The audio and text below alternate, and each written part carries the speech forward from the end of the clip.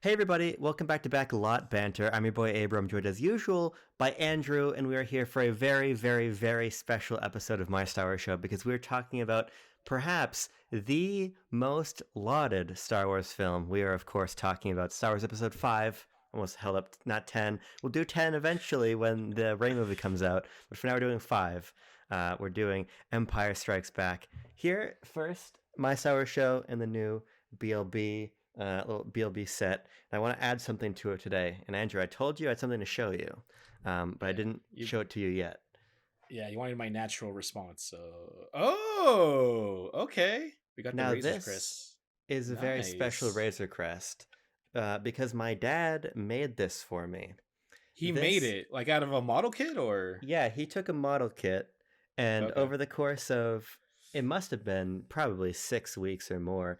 He took this from a bunch of just gray plastic pieces to a full on, fully weathered, fully done up Razor Crest, and it even has. Unfortunately, it needs a new battery right now. But he rigged it so these light up, the thrusters That's light up, sick. the cockpit lights up. It's really, really awesome. I have it up on my desk for when I'm working, so I see it more. I felt like it needed to be here for my Star Wars show. Now, the background's a little full at the moment, so I think it's a little out of frame there. It's a little out of frame. I gotta find a good spot for it because we've of course filled all of our shelves with a lot of wonderful and weird things. But the Razor Do Crest you, needs a home back there. I was like, do you really need the Nutty Professor there? I don't know. the I mean, we've got everything from the Nutty Professor soundtrack Twins. to yeah, that's Twins on VHS. Oh boy. We've got Wordtris complete in box over there. We've got a bone on top, next to the elemental character. We've got a cutout of Is Rachel Sonnet's face. We got Morris from good old Morris. Is that so? Shang-Chi. Is that sword like a Highlander reference, or what's that sword from? That is just a sword. I don't know exactly if it's a particular sword, but it's a sword that Tanner got for his birthday a couple years ago because it used Okay. to be in his bedroom in the old house. Okay. So now it's here. So we got the Razor Crest. I'm gonna kick the camera. Apparently, is the first thing I'm gonna do. I gotta try to nudge that back with my foot. It's a little bit more of a professional venture here, Andrew, but we're still working at the kinks. Uh, Razor Crest. Can you see it? If I put it Not here from here, for no. shit. You know Like what? the I see like the Mario trilogy in the corner, and then like on the other end, I don't know what that red box is. There's like a red box cut. Yeah, Yeah, that's the right there. I can yeah. see your finger. Yeah, I see your finger and nothing beyond that. Here's what we're gonna So do. I'm gonna find a place for the Razor Crest before the next episode, but I wanted to give it a very in-depth shout out because my dad did an amazing job with this, and I love it. that is So cool. That's real sick. Does your dad model a lot of kits? Is that one of his hobbies? yeah, when Or he was a kid, he did a bunch of them, and then just as of probably the last year, he got really into it again. I that's awesome. remember, he did a bunch when he was a kid. He's doing a lot of really elaborate ones now, but when I was a little kid, he built, which I loved, and I think we don't have anymore. We might have pieces of it, but he built like a whole train table, That's and so like cool. That's such yeah, a like like a midlife kind of thing to do. I yeah, think of like, if you ever seen The Simpsons, like there's like the Reverend has like his whole basement's just entirely devoted to towns and like trains and stuff. It's like that's yeah. such a cool thing. I do model kits too. I mean, I do some like Gundams right there. I have those too. But when I was younger, like in my teens, I used to do like aircraft, a lot of aircraft and armor, like tanks and stuff. Sure. So that's cool. I love that. Well, this has been the Hi Dad section of my Star Wars show. He is the number one fan of my Star Wars show, I think, probably by pure watch hours. So he's allowed to have his own segment, I feel. Um, but now we're gonna get into a movie I watched with him. That's Empire Strikes Back. And Andrew, this is this is the movie. It's almost hard to even really know where to tackle Empire Strikes Back because most people who exist, not me, but most people who exist put this as the number one Star Wars film, period. And I think that's for very good reason. I think it is an exceptional movie. Um, it's not my favorite. It's actually just outside my top three. I probably put it four. Oh, Um, okay. so I'm curious, Andrew, just from like 40,000 feet, where do you want to start with Empire Strikes Back? Yeah, all the way up there. Where do you want to start? I'm actually like, I think we're like 8,000 above sea level actually, so not too far off. When I think of Empire Strikes Back, I think a lot of the Empire of Dreams documentary that comes with the original trilogy. Like if you get the trilogy, the pack, and they talk about how like after A New Hope was like, okay, like cool, like we got that out of the way, and then George Lucas was like, okay, like now I'm gonna self finance the next one and do everything the way I want to do it. Yeah. But he was smart. He was smart, Abram, because he wasn't gonna direct it himself. He got his old college professor from UCLA. The name escapes me. It's like something with a Lawrence K. Kasdan. No, not Lawrence Kasdan. It was something No. Kirshen. Oh yeah, Kirschwin. Shit. Hold on. We should have looked Uh, this up. What did Lawrence Irwin. Kasdan do? Did he write the He script? he he. I think yeah. I mean, he's been with them forever, but I think he does he's like producing or something. I don't know. He does Irvin executive. Kershner is There the you director go. of this movie. There you go. His old college pal from university, and like, he's like he told George like I don't know George, like it's a bad idea, like sequels historically they don't do so well, like they're like it's not a good idea. And George's like I forgot the rest of the documentary, but he convinces him somehow to like he's like okay, I was like I'll do it, like I'll do it then, right?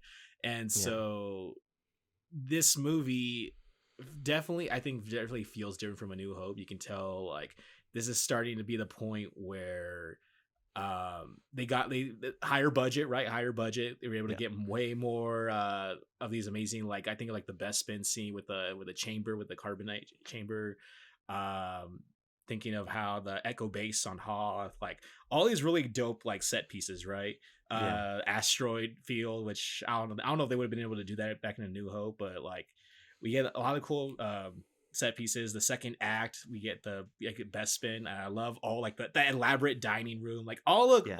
all the really cool stuff in my opinion. I mean, Dagobah, right? Like the way he had to kind of sell people, like no, like Yoda's gonna be a 2 foot practical Muppet, and like the audience is gonna believe in it, like if we believe in it, kind of thing. Like all these like really weird ideas where like you could tell if he had to ask like the studio for funding, like they were probably gonna meddle with it a lot, because a lot of these things that he did with this giant worm and Yoda and all that stuff are, you can imagine that would be a hard sell, right? Yeah. So but like thinking back, I don't really remember exactly. I know I saw this within the same year of A New Hope as a kid, like younger, but I don't remember much like from when I was a kid, aside from of course the snow speeder section, because I played a lot of Shadows of the Empire as a kid, so I Sure. remember the Sure. tow cable and all that. And so that, and then the coming out, when I remember as a kid, that was a shock, right? When they come out of the asteroid and it's not just an asteroid, it's like this whole giant alien worm thing. For me as a kid, I was like oh wow, like they were inside of that thing, like that was like a big shock. Of course, the Lando betrayal as a kid, I was like oh, like I thought that was a good guy, and then that redemption arc later. um and I just thought it was really cool. I didn't like Vader blocking the bolt Han Solo shot. Yeah. As a kid, I was like what, dang, like what can he not do? Like he doesn't need the lightsaber, like what can he not do? Like Vader has like every ability, he can just take the shot or whatever. And of course the big Obi-Wan never told you about obviously that big moment, right? The big moment. I remember feeling a lot of anxiety actually as a kid when Luke's hanging upside down from the little antenna thing. As Yeah. a kid, that gave me so much anxiety just watching that. I remember just because like when you're a kid, you have a reactive imagination. I'm like, oh, he's gonna fall off. Like he's gonna fall off. So like, just there's different moments. Of course, we finally get the Imperial March theme. We get a lot of great music throughout this film, and I'm trying to think back from when I was a kid, but like I just remember just Hoth to me was cool. Dagobah was like swampy and all that, all cool. Lots of interesting set pieces. No Tatooine, because if you remember the first one, we really see Tatooine and Yavin 4. Yeah. But here we have a couple of things kind of break up. We get to see Vader do way more interesting things. He's just killing people left and right, his own people, like just apology accepted, Admiral, and then like he just promotes the next guy, like he really has no regard. It doesn't matter if you're like, even if you're not a rebel, like you're still not Yeah. safe from Vader, right? And then just the cool respect from Boba Fett, like he's no good to me dead. He's like the Empire will compensate you, if something happens or whatever, just like that. And then like he's in the dining room, right? He's like in the dining room right next to Yeah. Vader. Like he's just like Boba Fett is just like he doesn't do that much.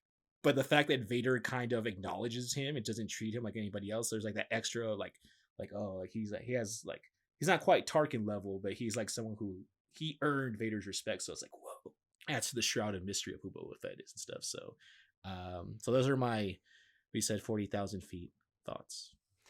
Yeah, one thing I really want to dive in on that you mentioned is all the set pieces, because I think that Empire Strikes Back, above everything else, for me, its greatest achievement is how it makes the universe feel so much bigger, or in this case, just a galaxy. We've not gotten to other galaxies yet. Right, right. The galaxy now has so many more interesting locations in it, because as we were remarking on in our review of A New Hope, you're on Tatooine for most of the movie until you're on the Death Star for basically the rest of it.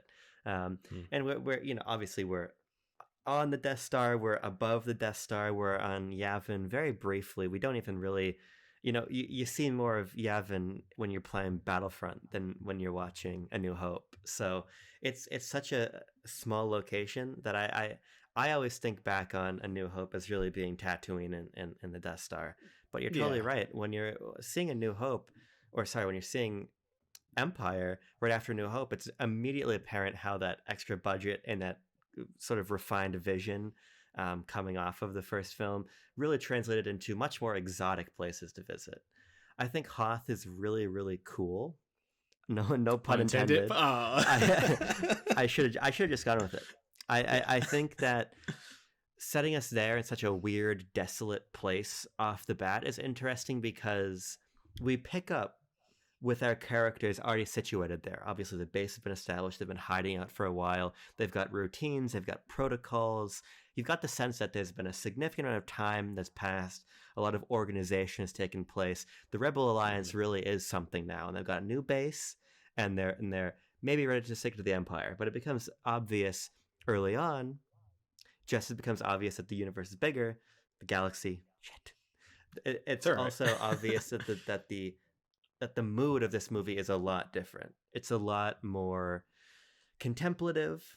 It's a lot darker. It's in some ways a lot less hopeless. Even though I do think that Empire does end on a very, very hopeful note, despite the loss of the hand, despite the destruction of Echo Base, despite Han being taken to back to Jabba. I do really like the note we end the movie on, which we'll get to. But Mhm.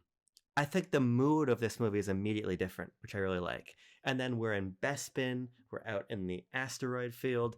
This is again a film that doesn't really planet hop the way that like Rise of Skywalker might, or something. We really have got Hoth, we've got Dagobah, and then we've got Bespin. But we're up to 3 core locations instead of really 2 in A New Hope. And they're just so much more varied. I love the swamps of Dagobah. Mhm. I especially love Cloud City. Cloud City is my favorite place in all of Star Wars. I love the Wow. Okay. architecture.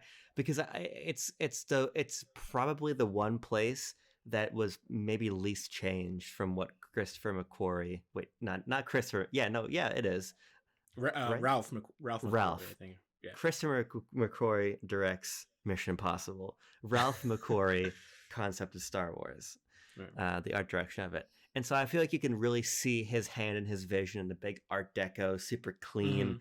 cityscape, but then the really grungy underbelly of it, where the Ugnuts work, and where the carbon freezing chamber is and everything. I just think it's beautiful. I think Empire is a more interesting movie, basically all around. I don't prefer it to New Hope, though. I don't think. Oh, Um, really? Okay. but to get there, I think let's just take it one scene at a time, really, or Sure, one sure. sequence. Let's just So we start it. got Let's just start on Echo Base, on Hoth. we got the probe droids, right? The probe droids scattered, right? We got Yeah, the opening crawl, the Empire, Vader or the Empire is looking for the Rebel base. They send out these probe droids, which are really yeah. cool. It's just shotgunning them to different parts of the galaxies, just seeing what they can find. I really like the pro droid design. I thought that was always a cool. I just like how it kind of just like makes it sound right, but it's just like I it love the like just sound. like Yeah, it does like this little hovering thing where it's just a little off the ground. I always like that design. It's like a little pod with like legs, just little legs, right? yeah, Sending out signals, finds the 4 half circle base of Hoth, right? Little 4 like half circles. That really dope ion cannon with the recoiling action. I love that. Anyways, yeah. right. So we get there. They find the base. Sends a signal back. Right. Sends a signal back to the fleet. I'm trying to remember. Right. I think now we go to Han. Right. Han is that Luke went out to check up on some kind of sensor. They picked up probably the probe droid. I think that's what it is, right? He goes out there, gets knocked out by a Wampa, right? Wampa, Yeah. yeah, I think that's what it is, right? The big old ice yeti thing, right? Knocks him out. Luke has missed the whatever the curfew is to come back. Han mentions a reference to Christianity, saying "I'll see you in hell."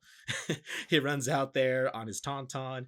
I really like I like tauntauns. I don't know, there's something about tauntauns I really like. Have you Yeah. ever seen off to just to go off topic? Have you seen that they made that sleeping bag tauntaun? Have you seen that? Oh no, I will look it up No, right now. there's a sleeping bag tauntaun that like meant it's like because he cuts it open to stuffs Luke in there. Yeah. It's really cute. I don't know if it has like the guts on the inside as part of the Oh, detail on it the inside, does. but does it? Okay, all right. Yeah. Oh, So this I is like that. interesting. Yeah, and so Han goes out looking. Oh no, but before that though, there's a little play, right? There's a little play between him and Leia, kind of Yeah. the you want me kind of thing. I don't know what you're talking about, scruffy nerve herder. I'd rather I'd sooner kiss a Wookiee. I can arrange that. That little give and take there. We about to say something there?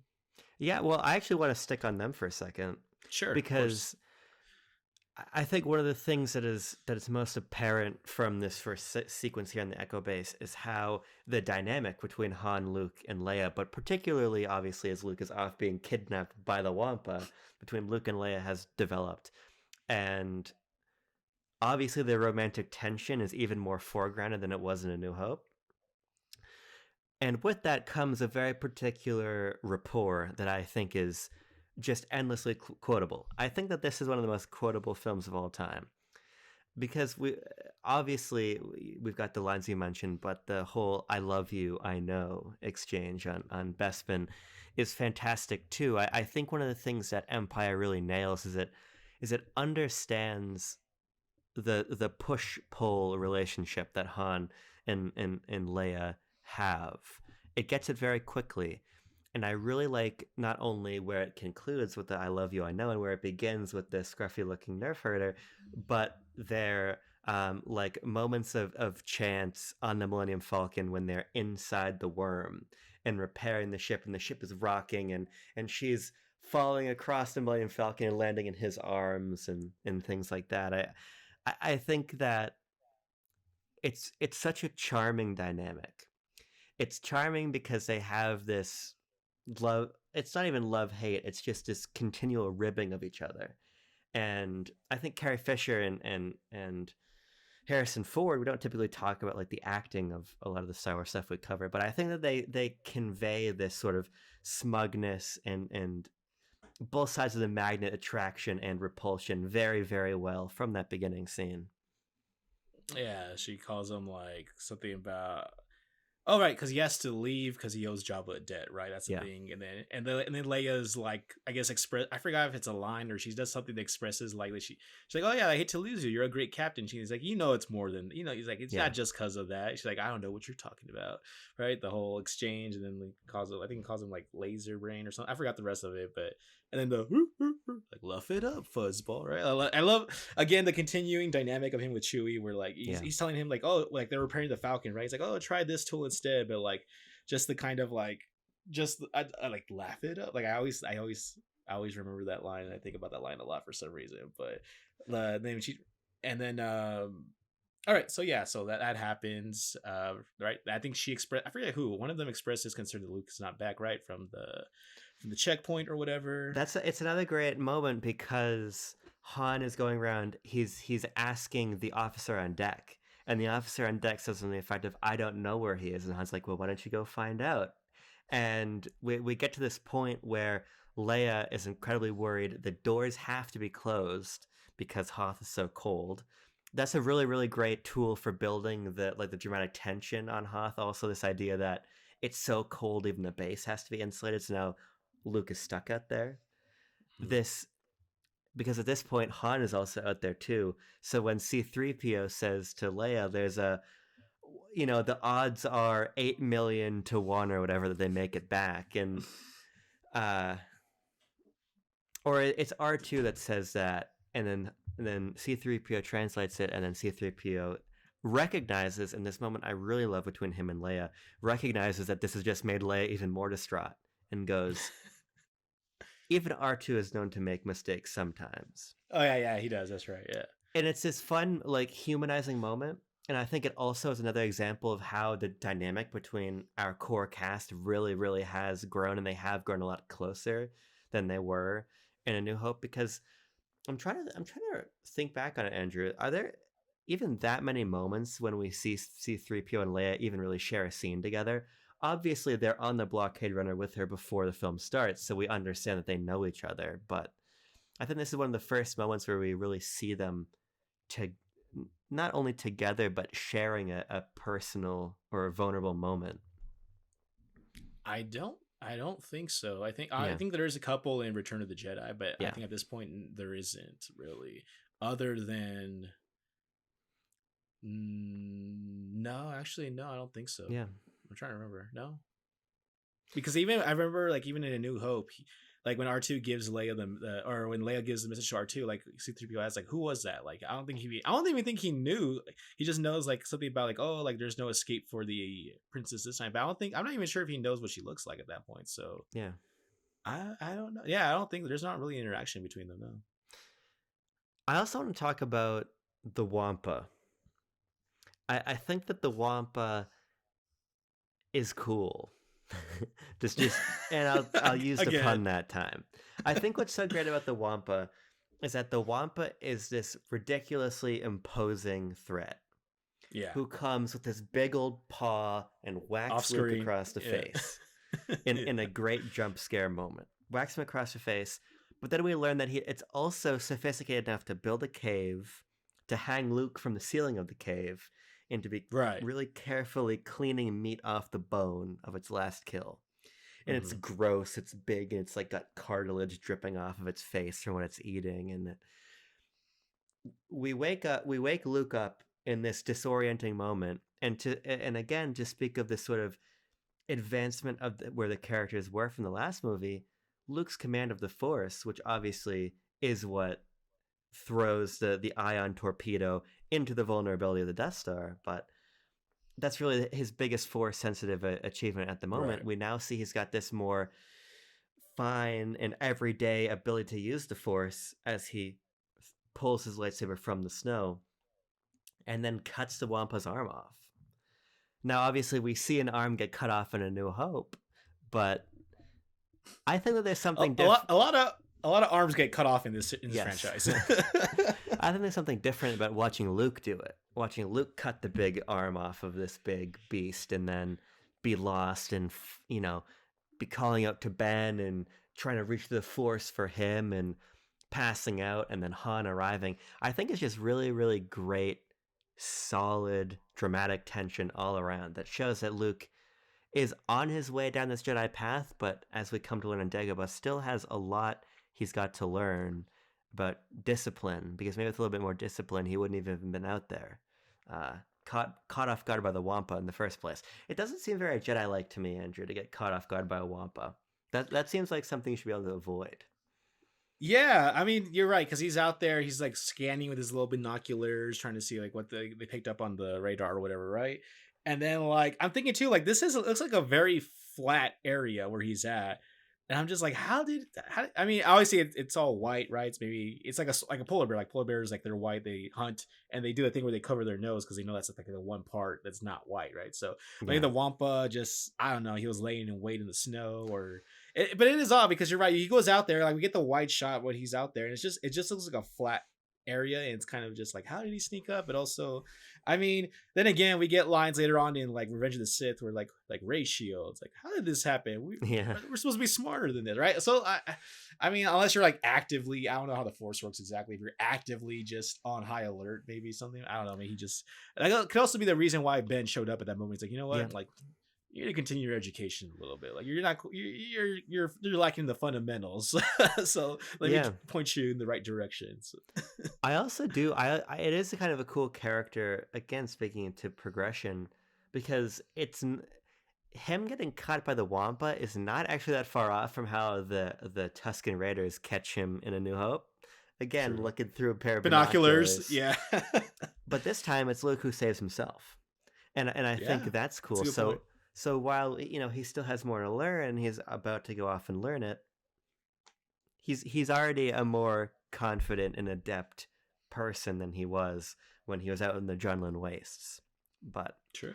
I can imagine the Hoth is not to be traveled lightly either. So no, I want to zoom in now, Andrew, on the next okay. part of the whole Hoth situation. Obviously, guts spilled out of the tauntaun. Smells. I thought they smelled bad on the outside. Shove Luke inside. We get him back to tank. Everything progresses to the Battle of Hoth.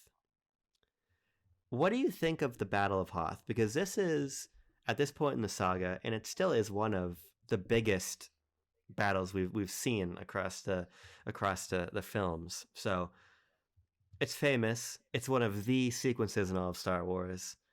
What do you make of this part of the movie? I love this whole sequence where I love where the rebels come out, like it's like trench warfare, like right, they have like these different levels, Yeah, they have like these different trenches, right? As a kid I didn't know what trench warfare it was, but I just remember from cartoons and stuff seeing like, I mean, they were missing like the little like what do you call it, the barbed wire, and that's all, right? That's all they needed for the imagery to be complete, right? But just they're like taking positions, and then they also use binoculars too, right? They're yeah, trying to see, like they can hear the rumbling, and in the distance, like in the I guess just the fog, or just like the blizzard or whatever's going on, like you just see these massive hulking like leviathan behemoth like just mechanical beings, right? You just see them lurching forward, and like yeah, I I I I remember I played Shadows of the Empire, of course, after I saw this movie, but when I think back to that, I think of like, oh man, like playing Shadows of the Empire, like how annoying and how hard it is to take down those AT-ATs. I don't say but those AT-ATs, and just like you just see them kind of just coming out, and it's like Indominator. It reminds me of I don't know. I don't know if you heard about this comparison. I think of this comparison from history where Hannibal invades Rome, and he brings elephants over the yeah, mountains. And the accounts of when people on the opposing side saw the elephants, and they were like, "What are these strange behemoths we have never seen before?" Right. So I imagine for like the rebels, like I don't know how you can imagine for the rebels, it's like they were maybe expecting like a ground force of like yeah, stormtroopers, which they show up later on the snow with like this like dope like snow armor and stuff. But like you just see these massive hulking behemoths, and to the point where like they just start evacuating. They're like, okay, we're gonna hold these guys off, but at the same time, like we're just gonna get out of here too, because like yeah, there's no way we're gonna be able to destroy all of those and like survive. And it doesn't even matter now because now they know where we are. So like we're not gonna be able to salvage the situation. We just kind of have to retreat, right? But then you have everyone out on the front line. You got those little white tower turrets. I always yeah. remember this from Battlefront too, Yes, and like they're just like, okay, we're gonna do what we can, call in the snow speeders. So I mean, the AT-AT is like one of my favorite vehicle designs in all of Star Wars. I just think it's just a hulking, intimidating, massive like I mean, that's what it is. It's a transport, right? That's one of the T's is a all-terrain armored transport, right? I believe that's what it is. So, um, I just think they're awesome. I love the little head I always like in Star Wars when they do the cannons, and like they're lasers, but I like how they do the recoiling action. I love how it's like as if they're like actually launching ordnance. It's like physical, like yeah. tangible. I just like the the weaving the little cannons and everything. So I'm a big fan of the AT-AT. I think this is a really interesting sequence. I mean, funnily enough, it's one that I most closely associate actually with Battlefront 2. I love that map. To go off a little tangent, what's so much fun about that map is they basically made the Echo Base Mm-hmm. not more than what we see it to be in the movies, and you can go from the command post and the proper Echo Base to these back channels. The Oh, hangar, yeah. yeah, from the hangar around to one of the command posts up in the side, and you can go the other way too. And I always used to think that was so much fun because what I always thought was lacking from the battle in the movies was the sort of engagement between the Rebel Alliance on the ground and the snowtroopers. We really just see the snowtroopers marching with Vader into Echo Base. And it's also it makes you Han and Leia should be thankful that this is pre Kenobi Vader, or he would have pulled the Millennium Falcon right back down. Um, but yeah, I always associate this battle with that game thinking about it filmically, I love the music, of course. The music as we're making the run on the snowspeeders.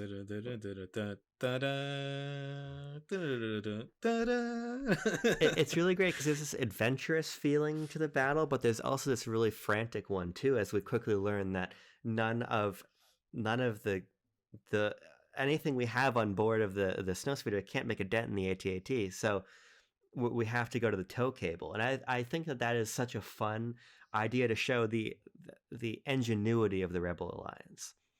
And so I love that. I love Luke's co-pilot getting killed, and then we crash, and we're trying to get the body up, but we have to jump out of the way of the foot. At every turn, it's just obvious that the Empire is just going to march right through these guys. And I was so bad for that. Yeah, I was so bad for that guy when he says, like, I feel like I take on the whole Empire, and then, well, you see what happens. It looks like, yeah, I know what you mean. I know what you mean. And then, well, he doesn't make it like more than 5 minutes, I think, into the movie. So there's also this is an interesting thing to draw into conversation, but the podcast Knockback with Colin Moriarty and his brother Dagan, they did an episode about Revenge of the Sith, and they had a complaint about the Coruscant sequence. They were saying, like, you know, as Anakin is flying half of Grievous's flagship down onto the surface of Coruscant, we see the firefighter ships come in. Oh yeah. And they were saying, on the like airstrip thing, right? Yeah. Yeah. They're like, well, these ships are dumb because they're only for this one scene, and they're just here to sell a toy because you don't see them anywhere else.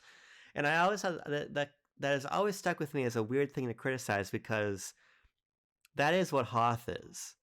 That is, here's a new look for the Stormtrooper, a new look for the Rebel Trooper, and a new bunch of vehicles and play sets and locations that will never be seen again in the core saga. But I don't think that's a problem. I mean, obviously Kenner was rubbing their fucking hands together watching Empire Strikes Back, knowing all the toys they could make. But I think, to me, the best parts of Star Wars is when you do have that, when you create this new set of iconic and situational pieces of gear and ships and ideas for set pieces that become these unique little pockets of the saga. I feel the same way about the Battle of Kashyyyk and the clone armor there and all the different. Oh, so cool with the camouflage. Yeah, I love that one. I love when we particularize the Star Wars universe like that, and it's not just, you know, stormtroopers in the same rebel attire marching on various battlefields. I like how much unique art design goes into something like Hoth. So I think it's cool though, because it makes sense, because like, even going for like a real world application, like so we know like a lot of this is based off like World War II, right? Because a lot of the Rebel guns and a lot of the Imperial guns are just stens from World War II, and MP-44s is just being like just added, like thrown stuff on them or whatever. But like, you would realistically have different sets of armor, different sets of clothing for different environments. Like, of course you don't want to blend in, right? So like, I think it's odd. I think what's funny is about what you mentioned about Colin complaining about like those like firefighter ones. I was like, I don't even know if there's a toy of those. I don't think I've ever really seen that. So I mean, not everything gets commercialized like right away, or at least like not everything is like, some of it is just just lore, like world building. So like, and I mean, could you imagine like for example, like the snowtroopers, we see that design again in Revenge of the Sith, where like they're just like purple now or whatever, the ones like the shock troopers or whatever you call them, like they have like the laps, right, the overflowing laps and robes, like that design kind of gets used again. And even like we've talked about this like probably like more than a year ago, but we were talking about like our favorite ships and stuff, like the AT-AT, like it being there adds to the overall Star Wars universe, because then we see in the prequels, we see the precursor, vehicles that lead up to that, right?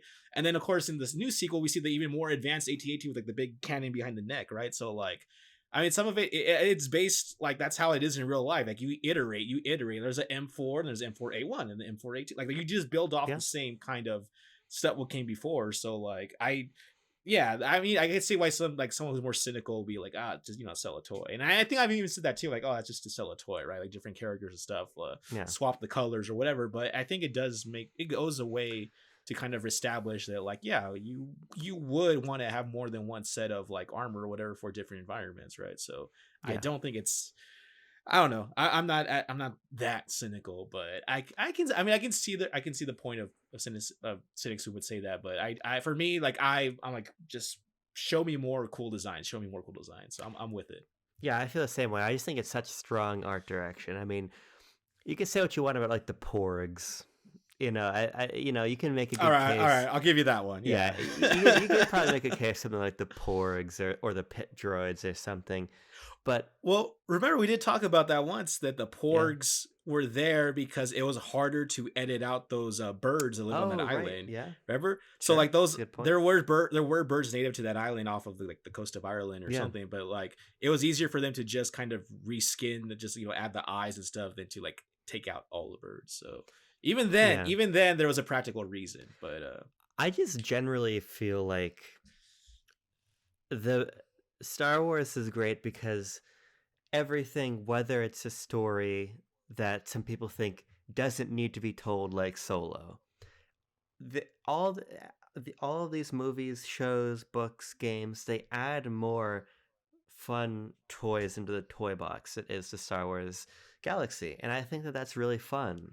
So it's hard for me to be cynical, especially about something as well constructed as Hoth and all the new things we find on Hoth, because I just love the possibilities that are opened up by these existing, and even the possibilities of the toys. I mean, the fact that there were so many Star Wars toys for so many different characters and different types of clones and everything allowed me to have these really cool battles when I was a kid with all of the figures. I mean, Star Wars is all about imagination, and I think that Hoth is such an imaginative sequence, both from a writing perspective and from an art direction perspective, that it's hard to be mad at it.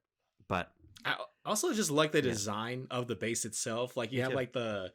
you have like these stalagmites and icicles just hanging from the ceilings and stuff, and then they still have like their like little holographic displays and stuff. Like you really do get the sense of like there was no time to make up a proper base. Like we're just using Yeah, this system of ice tunnels, right?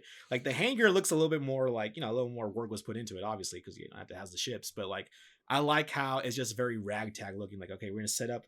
We have our computers and displays here, and you just have just freaking ice columns in the middle of the room and stuff. Because like, we're not exactly, we don't have imperial funding here to make a yeah, proper base. So like, I like the design, I like the layout, I like the just the it's very video gamey, and we talked about that before. We're like, here's the here's the desert planet, here's the forest planet, here's the ice planet, but like it's just cool to mix it up with different biomes. So I really like Echo Base. I like the yeah. design of the little, I remember from playing Shadows of the Empire, like those little four things, right? I think they're like the shield generators, those little half circles. The little four half circles are next to each other, like some kind of like shield generator or something. And then the just that again, that massive Epcot looking globe thing with the freaking ion cannon, like it's just like knocking out the Imperial Star Destroyers in space, just like paralyzing them. Not even not destroying them, just knocking them out so they can actually get away. Like such a cool design, that whole place. Such a cool design. Let's go to Dagobah, as All right. Luke does after Hoth. Let me split up. Yeah. And this is, I have to admit it to you, Andrew. This is where Empire loses me a little bit. Oh. I find myself getting very restless when we're on Dagobah. Now, on my most recent watch, I definitely appreciated it more than I did when I was younger. I think that Yoda is such a beguiling character, as you said at the top. This idea of him as this bizarre little like creepy guy who's trying to take stuff from R2D2 and eat Luke's food, and it all is Banging it sort with a of, stick. yeah, all of that as a test for Luke. I really enjoy it on this most recent watch, and it's cool seeing that side of Yoda sort of before Yoda fit into a place in a mood in the larger galaxy. I really do like where Yoda begins, and then when Luke finds out that it's Yoda and sort of a switch flips in both their minds. Hmm. I think when I watch the Dagobah stuff, I just kind of feel impatient as Luke does. Okay. And I'm curious to hear from you about why you enjoy this sequence, because I still do like it, but I think it just it of course feels unrewarding in that Luke doesn't finish his training. Hmm. And Luke kind of necessarily needs to not learn all that much to go and realize that he is ill equipped for what's to come next against Vader and everything. So I think that it's a very strongly written sequence, but I think it's partially that I find Dagobah not a super interesting planet, and the training just doesn't quite compel me Sure. the way that, even, I hate to say it, the training of Grogu and the Mandalorian compels me a little bit more, for as much as I have issues with that whole thing. What do you make of Dagobah and Yoda and Luke's training and all of this? Yeah, Dagobah is not really a fun place. Like, I mean, recent, like, was it 2 years ago when the Lego Star Wars Luke's the Skywalker saga came out? Like, even the Dagobah level is just really kind of middling, so like not very fun. Yeah, I think like having rewatched the movies, like when you see when he lands and the ship starts sinking, from that moment up until like you said the switch flips when he puts him on his back and and starts doing actual stuff, Yeah, it is it does kind of drag a bit because I mean we already know Yoda's nature right from having seen the movies multiple, so it's kind of like okay we kind of just have to get through it. It's like when you play a video game again and it's like oh this is the part like I love this game like oh here's this part that kind of yeah, just drags a bit right. And there's like a really weird disconnect for me from this Yoda and the Yoda from the prequels where I feel like they're completely two different characters. right. But just the whole like don't shoot like right and then it looks like I feels like we're being watched right and that right and he's like kind of just he's just like killing time. It feels like we're just kind of killing time right, we're just kind of meandering. He says it it's like a kind of like he was like testing him right. But I yeah, I don't like this part of Yoda. My favorite part is gonna be later on once we get to the training, once we get to the more Yeah, philosophical aspects of the Force. Like that's the section of the film that I really love. But this kind of like he's like, you seek Yoda. Like, and he's like, oh like right here the little playful hermit kind of, you know, I yeah, I'm not a big fan of it, but I also don't think it's that long. I think it's like yeah, maybe a couple of minutes and then we kind of Obi-Wan kind of, reaches out and like finally he breaks up the session, right? And then Yoda's like he's impatient, right? Like always looking off, like never focus on where you are, right? That's when we get the realization like, oh, this is Yoda, and then that's when it gets good. But yeah, I think it's like what 7 8 minutes or something like that of him kind of just meandering, kind of just being playful, and it is yeah, it's not the best part of the film, but I think it is there. I think it's in there to kind of break up the idea of not break up it sort of the show how Luke is still kind of naive where like you're like Yoda's not going to look like what you think he looks, right? He's not yeah, going to behave the way you think he does, right? It's kind of like the again the quote, the usurping expectations or whatever kind of thing, right? But here it's like very brief, right? It's like, so I think it's playful, it's kind of meant to be there kind of just like to show like that Luke gets annoyed, he's like I don't know what I'm doing here, we're wasting our time, right? He does all that, right? And then so it's a test, but I think it's ultimately just to show that Luke is still kind of immature, he still has that farm boy mentality. And then that's when Yoda flips the switch and like it's like oh like now he takes him seriously, now he wants to learn, and Yoda's like nah like you're not cut out for this, like you're too old and all these other things, right? So I think it's a necessary yeah. not evil, but it's a necessary segment to show that Luke is like he still has some character flaws, but I think it could have been done better. I feel like it could have. I don't know. I think just also because Dagobah is just very gloomy. There's no Yeah, sense of place. You're not really like in my mind. I always think of like where things are in relation to each other. right. And this whole Dagobah scene, the whole scene up until that point is just very murky. It's like foggy, and it's. I think maybe part of the restlessness that you mentioned is just not knowing the orientation of where everything. For me, at least, I feel like I just don't know. Like, where are we again? Like, where are we in relation to the hut? To Yeah, Yoda's hut? It's just as I think that's something lizard brain or whatever that just kind of doesn't feel right. I think that's definitely true. Because even when we get into the actual training, I like it, but I think that you make a good point about it just feeling like perhaps the location is part of the issue. Obviously, this is where the movie gets very contemplative, and we learn more about the Force and we reach this point where the training is both spiritual and physical, but it's not physical in the way that Rey running the course in Rise of Skywalker is physical. Um, which is a sequence I actually really love in a movie that I'm very mixed on. But her whole training course, I think, is really cool. This Luke does that too, and we of course we have Yoda riding on his back, and it's a lot of standing on the rock upside down, one hand using the Force to stack other rocks, and Yoda being held up too and falling. And I don't know. I think it just does. I think it lacks some of the energy that the other parts of the film do for me. And I think that's partially intentional, of course, but it's also a quieter part of the movie. We don't have sort of those big score hits the way you do elsewhere in Empire. Well, And I mean, we do when Luke's impatient, right? We have that grandiose music where Yoda does lift the X-wing out of the swamp, that's true. Yeah, I do and like that then moment. Yeah. and when when Yoda starts explaining what the Force is, we get the Force theme, a little the Sure. Yeah. yeah, right. No, you're right. Maybe So I'm wrong. Maybe I'm wrong. It's been as we were saying before we started recording. We both watched it about a month ago because we had a delay for various reasons. So I might be forgetting a little bit. I've always had this disconnect from this sequence in particular. I don't know why. also, I don't really care for the what's in there, like only what you take with you. I don't like the whole Vader. Yeah. That scene's always just seemed really weird to me. Like I know it's Yeah. supposed to be like symbolic, but it just I don't know. I don't. It for some reason it looks like it's shot weird where everything's like 10 frames slower for some Yeah. reason. I don't understand the choice there. No. I don't like. Was it a physical test? Was it a mental? It looked more physical. He's like your weapon you will not need. He takes it with him anyways, right? He Yeah. uses it too.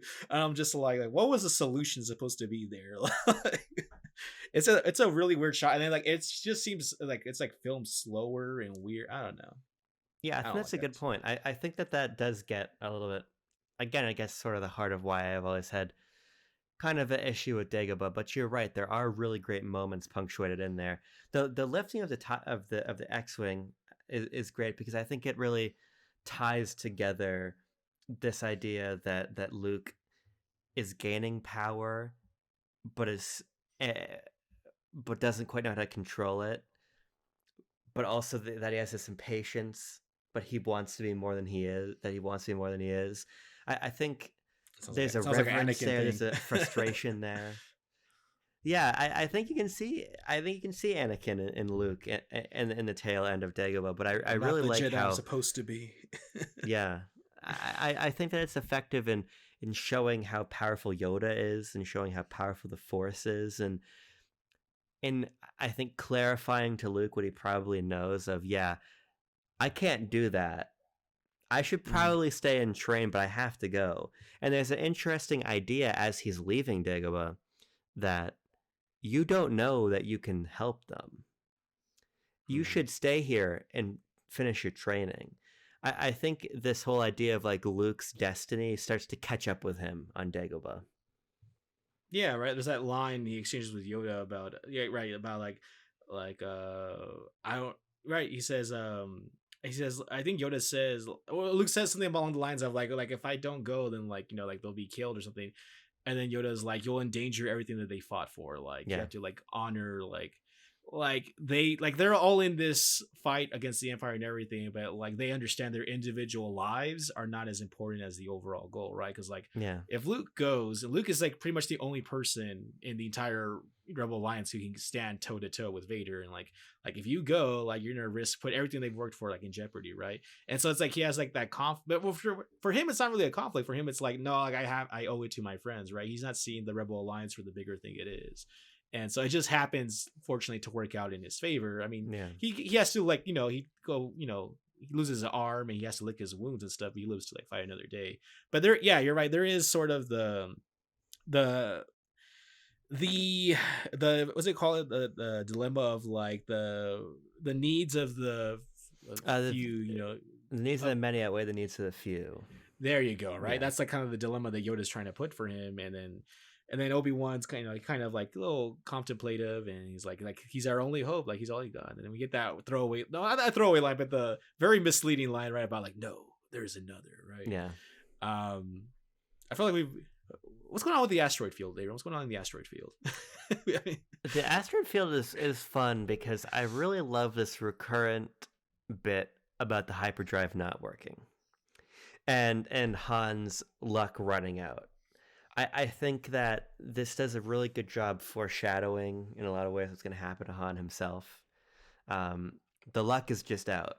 Now we're going to play this as far as we can play it until something catches up with us. And that something, in Han's case, is Boba Fett. But I love the frantic sense of them trying to repair the ship as they're dodging asteroids and the TIE fighters are getting blown up around them. And like they'd be crazy to follow us, or yeah, I think that's a great sequence because it really shows the adaptability of these characters, and it makes it clear to us, okay, yeah, I understand why Han and Chewie have been able to evade Jabba and their bounties and be the scoundrels they are for so long, because they are quick. But they can't always be that quick. And so I like that for Han in this movie. I think that him getting frozen in carbonite is one of the coolest things that this movie does. And I think that it's only as cool as it is because we see how confident and sort of nimble he is in the asteroid field, and then out, putting on the mask to go shoot the Minox and get Leia back in, and then figuring out, okay, we can pretend to be trash here, and just turn off everything. Yeah, yeah. We get so much more action out of Han this time, which I love, and I think it just makes his eventual freezing all the more impactful. What I like about the asteroid field, this whole section, is just the visuals. I love there's a part where we cut away from Luke and we go back to the Falcon, and it's there's two Star Destroyers over each other, and the Falcon does like this cool kind of dive spin it's flying like it's horizontally, and then it does like this cool like eagle death spin thing as it just like kind of falls downward and spins on its way in, and just this is when we finally get to see the TIE bombers for the first time. Well, really cool design. I love the design of like we know they're in the asteroid field. Like, all right, we'll just smoke them out, just bomb the crap out of the asteroid field, and we'll kind of like shake them out of there or something. But like when they're like dodging between the asteroids, and then you see a TIE fighter get like lightly hit one, and then like, it just crashes. Right. I love like all the visuals of the like they just get like they're so like the TIE fighters have like no protection whatsoever, right? Like a small little ding and they just whiz out. They just whiz out and crash. The whole sequence with, I guess, again with the TIE bars just dropping, right? And the Falcon finds a hole, right? Finds a place to hide. I think the whole the odds of navigating an asteroid field, right, are something million. Like it's like Chewie, can you shut the professor off, or or put him in the is this the one? No, this is the one, right, where he tells him to like talk to the hyperdrive, or is that later? I'm trying to remember where they try to plug him in or something, and he tells him like what's wrong with it. Like you're right. There's that whole like they're like kind of falling all over each other. Of course when they're inside, right, inside the asteroid, and Leia's kind of, or it's like really quiet, right? Like, and they have that moment, and he's like, "Oh, I think you need a scoundrel in your life," or something, right? He's like, "I don't like." Something about like, I happen to like very nice men or something, right? It's like the whole like talking about where they're like really up close, right? Very close and intimate, and the little kiss, and they get interrupted by C-3PO comes in and interrupts the whole moment. You can just see the Han's like kind of like like right now, like kind of thing. Yeah. I love that whole section when they're like we're away from Luke. Luke's doing like more important Jedi thing, but like there's still like the sense of urgency. But we have like little ebbs and flows of calmness. We're like, all right, like okay, things are like kind of looking grim, but like let's have some character development while we're still waiting for things to. I think they're like outwaiting the Empire at this point. They're waiting for them to kind of just pass by. So. I also, if we to jump ahead to the end of it, obviously Boba Fett in the original trilogy has such like a mythic presence because he's really not in it that much, especially Empire. And now obviously he's retroactively added to A New Hope. The New Hope, but we get just moments of him here. But I think that him intuiting that Han was going to pull that trick with the dumping of the trash of the Star Destroyer immediately conveys that Boba Fett's a massive threat. And I've always really liked that detail of, oh, we think they're away. No, Boba Fett's after them. That's Mhm. really, really good, subtle characterization to me because it just shows how cunning and dangerous of a bounty hunter he is. Even the Darth Vader line, no disintegrations this time. Like it implies like, oh, there's Yeah. been other disintegrations. Like Boba Fett's just known for like bringing them dead or something. Like he just cares about completing the job no matter how it's done, right? So, and I just like that moment too, where we get like the kind of like the rogues gallery of bounty hunters, like where the admiral or whoever it is, one of the Imperials like bounty hunters. Like, we don't need their scum here, right? You see Boss, such a weird looking lizard Yeah. alligator creature thing, and then there's Forlom, and I forget the other ones. There's a Dangar wrapped up all like like a mummy, And and we just have like Lobo. this. Which one? His name is Lobo, right? Oh, Lobot? How do you say Lobot it? is Yeah. no, that's Lando's like Oh, right. No, sorry. I was thinking of personal Forlom. Forlom, yeah. Zuckus, Zuckus. There you go. Forlom, Dengar, IG-88, right? I IG-88. think. Yeah. But yeah, like all these really cool, like kind of like just the most random, we're pulling all the stops. We're getting all the experts across from the galaxy. We're gonna have them here. Like okay, like we really can't find them in this asteroid field. Like, can you guys help us out? Like the whole, and then I mean, we kind of brushed over it, but just the when they lose a Falcon, and it's like ah shit, like someone's got to report this to Vader. He's like Yeah. and the guy's the one who just recently got promoted after his predecessor got killed is like, all right, like I'll be the one to break it down. Like, okay, like I'll take one for the team. And of course we pass by later on, right? His body's on the ground and apology accepted, Admiral. Right? like very just like he's just so like with so much like so like not facetious, I'm thinking of the word, but like Vader's like really sees these people as like kind of just expendable, right? Like, Yeah. okay, I guess I'm killing you too. You failed me, right? Like he really does not give a damn about anybody under him. So but again, the Boba Fett respect, right? Like he tells like no disintegrations this time. Like he's still Vader. He's still Darth Vader, right? He's still like second, the entire empire, but like we're hiring you, but do this by the book, right? And then that whole like unspoken respect between them, I think is really cool. It's something that gets explored like in the Dark Horse comics later Yeah. on. But just like I just like how because of course if you I'm sure you've heard everyone about how Boba Fett was set up like it's a kind of cartoon holiday special, right? He was supposed to Yeah. be originally just like a more advanced stormtrooper.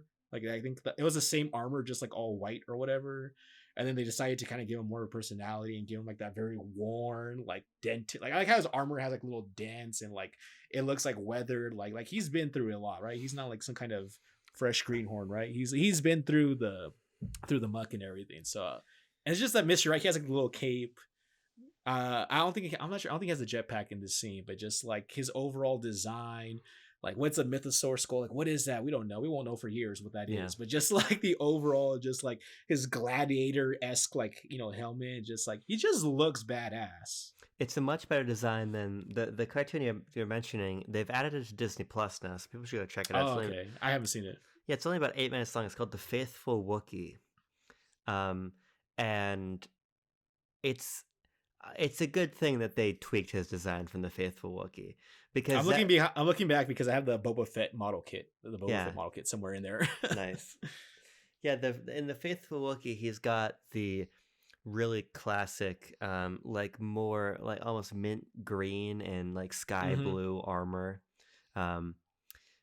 This is a much more serious and imaginative and sort of curious depiction of Boba Fett than the Faithful Wookiee. It's a very weirdly animated thing. People should go check it out because also I believe, could be wrong, but I believe that Mark Hamill and people come back to voice it. I'm pretty sure. I haven't seen it in a number of years, but I'm pretty sure they do. And he has that weapon that Mando has later on in the beginning, that spear shaped trident gun thing or whatever. Yeah. Looks cool. But then we get to Bespin, and we get to the last chunk of the movie. It's like, oh, Lando. It's like the Lando system. No. Lando's not a system. He's a friend. Like I said at the top, I love this whole sequence. I think that Billy D. Williams as Lando is so much fun from the jump, from when we don't know. Yeah, we don't know exactly what's going on with him and Han, and then he turns out to be kidding, and he very smugly and suavely kisses Leia's hand, and escorts them inside. What I, do we have here? I love his mannerisms. I love his swagger. I love his cape. I love the way he dresses. Lando, I just love Lando across the board. Do you, real quick, Abram, just real quick. Which depiction of Lando do you like more, the Billy D. Williams or the I forget his name, Yeah, Childish Glover. Gambino? Yeah, Yeah, yeah, yeah, yeah. yeah. Because I honestly, it's hard. It's hard because they're both Sure. really good. Yeah, I think they're both really good. I just think Billy D. Williams is unbeatable. I think he's Okay. unbeatable.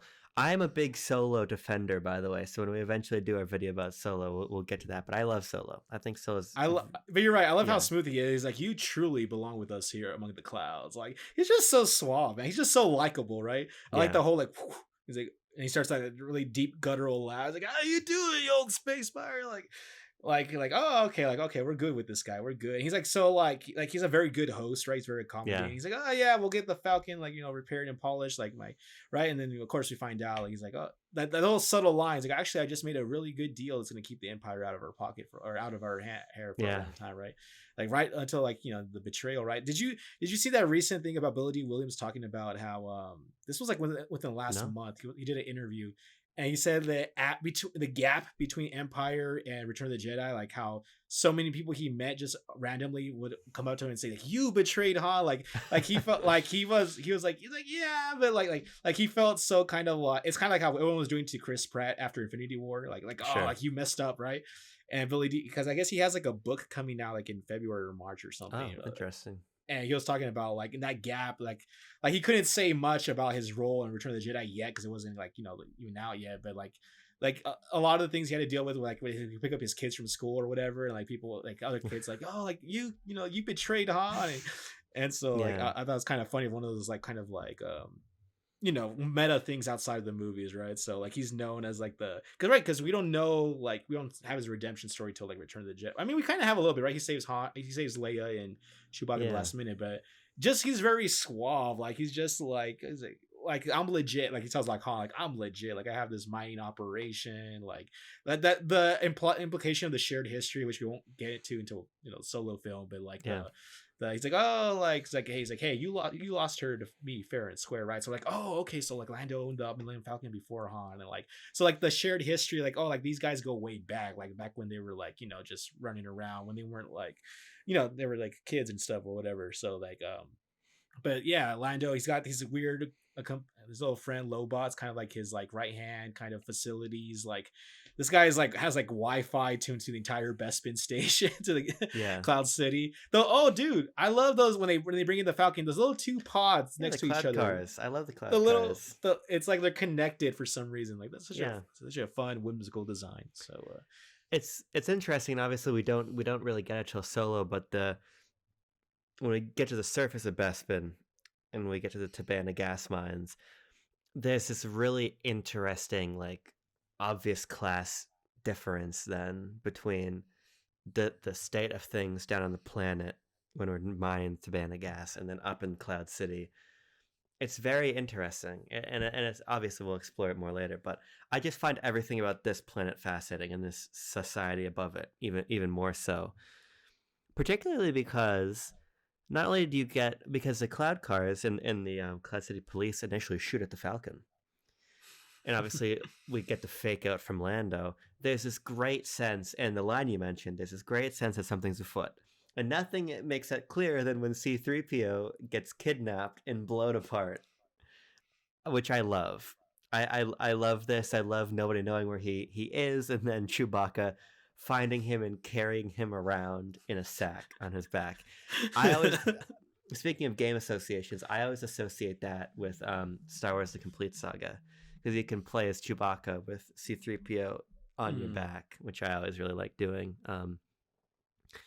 But yeah, that's even a little bit of a hint as to the sort of nefarious economy and culture that is fueling the Cloud City lifestyle. This like droid. How would you even describe the operation that the Ugnaughts are running down there?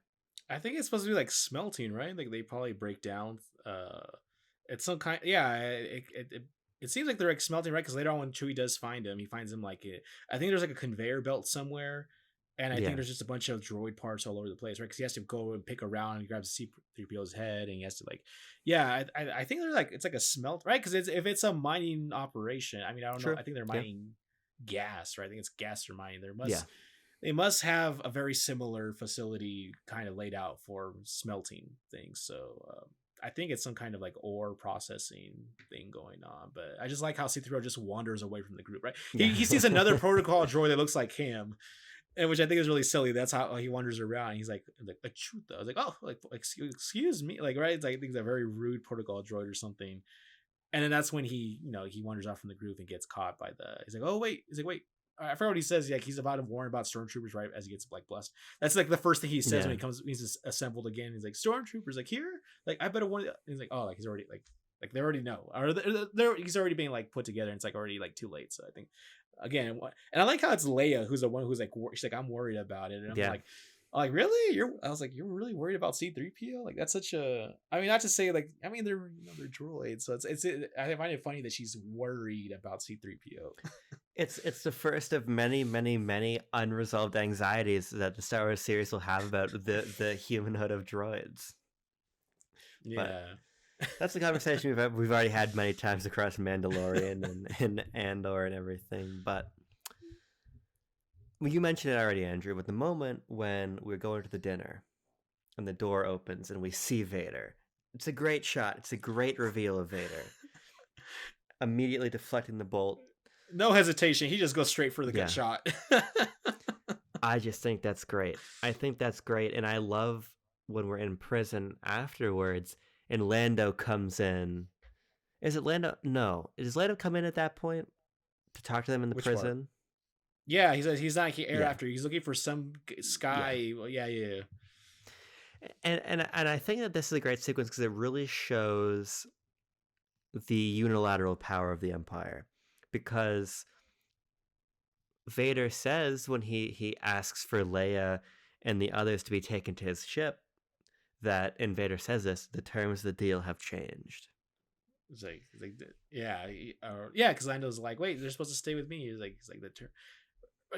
So the terms of the deal, he says that something has been altered, right? Pray it's not altered further or something to that effect. Yeah, and I think this is great because it's this quiet, or it's not a quiet moment, but it's a small moment that sort of illustrates, and I think it clicks in for Lando, that complacency to the Empire is futile. They're going to take whatever they want. You can't strike a deal. Mm-hmm. This idea comes back very poorly in Rebel Moon. My mind got distracted for a moment. Oh yeah. I saw that over Christmas break. That was a movie. Did you like sidebar? What did you like Rebel Moon? Because I don't think I've talked to you about this. I thought Rebel Moon was horrible. It goes way too fast. It feels like I don't understand anyone's motives in that film at all. No. I don't understand any of the motives. Everything goes by way too fast. Like I feel like there's some things we're supposed to care about, but we haven't had enough time to care about these moments. Like the Spider Woman with the katana and like all of that was just like this looks like a pitch or like a very impressive like tech demo or something, but like nothing of like I don't care for any of these characters and I don't feel anything for the plot. Like it's just it felt like a showcase and it felt like no one really told Zack Snyder like you gotta include some kind of character development somewhere in here. The last thing I'll say about Rebel Moon is I was just crushed watching it because I knew within 20 minutes like I'm in for a disaster. I thought it looked cool though. I love that giant planet that's like she's the character. I don't know her name, but she's like in the field and like there's just this massive planet just like hovering over it. I thought that was kind of cool, but like there's cool imagery in the movie for sure. Yeah, I heard it's like two different versions of the film, right? There's like two different versions or something. Yeah, so Zack Snyder has a cut of Rebel Moon that they are going to release on Netflix, his director's cut. That is apparently way longer, and in his own words, a completely different version of the movie. Netflix asked for the version that we've seen. Now, they were trying to replicate the whole Snyder cut. Awful theatrical release, much better director's release for Justice League. They're trying to artificially manufacture that for Rebel Moon. Oh, okay. And so this director's cut is releasing on Netflix. It's just ridiculous. The reason that the Snyder cut exists is because Warner Brothers ruined what Zack Snyder did with Justice League. That was interference. So there was a need for a director's cut. But also, there's no need for a Rebel Moon theatrical cut because the movie didn't release theatrically. Other than in like the 6 theaters that Netflix owns and plays all of the movies in. And isn't like the next part coming out like in 2 months or something? Yeah, it comes out in April 12th, I believe is the release date. Are you gonna follow up with that or 100%? I have to. But blood in for punishment. That's enough Rebel Moon talk. That's enough Rebel Moon talk. Another just little Boba Fett moment I love. Boba Fett is walking with Han and Carbonite. They're walking down a hallway, and we see our heroes in the foreground. I can't remember if it's Luke in the foreground. I think it is just Luke in the foreground at this moment, but it's either Luke or Leia and Lando. He walks by, and as though he didn't notice anybody, we begin to round the corner, and then he pops back out and starts shooting. Oh yeah, he's got eyes in the back of his head. Again, it's these little moments that make Boba Fett so cool.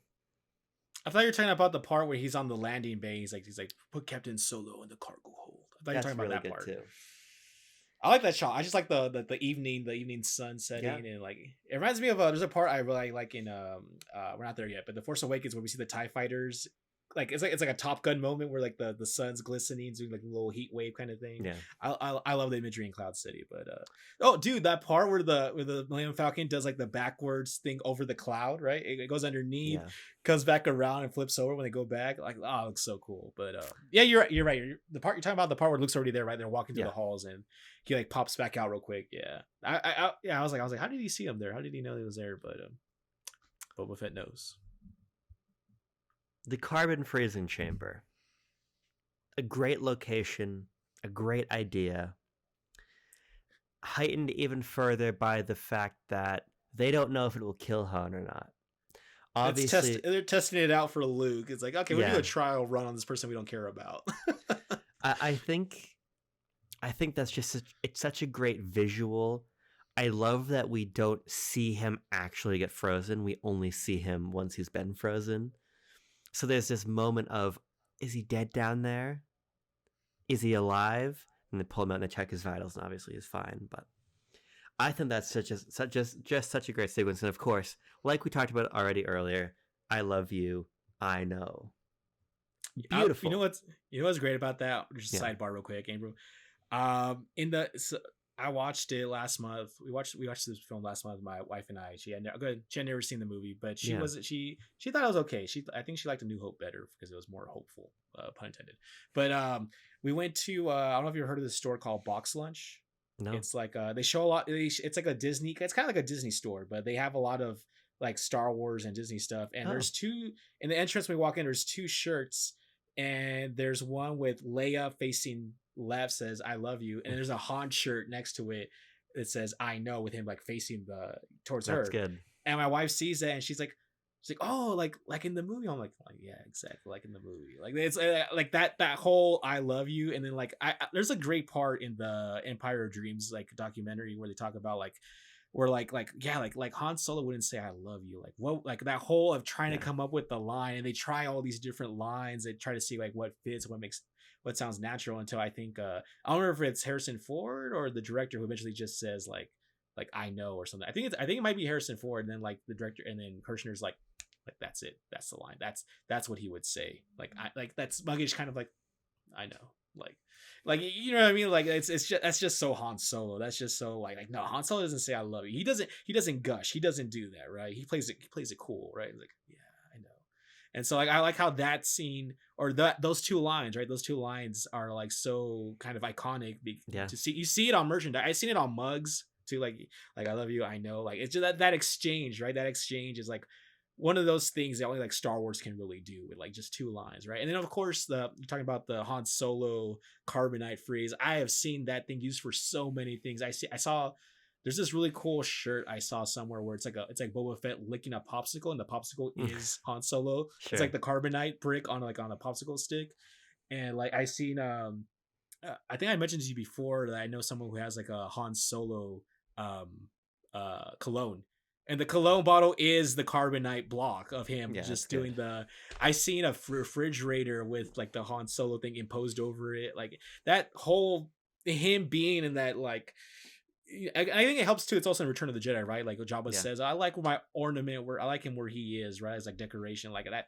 That whole imagery of him just being like that, right? Like, so it's again like Star Wars can do like so many iconic things because it's just those are just lines and imagery that no one up until that point really kind of did. So I Yeah. love the whole this whole thing, just the whole exchange with anything that just Harrison Ford or just Han Solo in general. He just I know that it's about Luke, but it really feels like I feel like this whole movie, the trilogy, really feels like it's more about Han Solo, in my opinion. I think that this movie definitely feels like it's about Han. I mean, Han is really the one moving a lot of the plot forward. He's the one that gets him out of Echo Base. He's the one that gets him through the asteroid field. He's the one that takes him to Cloud City. It's his freezing that incites the entire first act of the next movie. I Yeah, think you're totally right. I think you're totally right. It's a lot more of a dual protagonist situation than the prequels, for instance, sure. or even the sequels. The sequels set themselves up, I think, a little bit more to have that kind of two protagonist feel in Finn and Ray, and it's still true, but It kind of shifts towards the end of that yeah. trilogy a little bit. But I think it feels like towards the end, like it's more. I think like Poe comes more to the forefront than Finn, but we'll Did save you that for talk for. did you see, Hmm? by the way, that quote that Daisy Ridley gave about how um what's his name? Why am I J.J. Abrams was like when he cast Ray when Yeah, I put it in the Discord, which yes. that Yeah, you know screenshot. what? I Yeah, saw it from you. That's where I saw it. Knew I saw it somewhere. that's crazy, right? Yeah, he's like, this isn't just a movie. Like he's like, for some people, this is like a religion, and like Yeah, she's like, okay, and I don't think she fully grasped the gravity of that. at 21.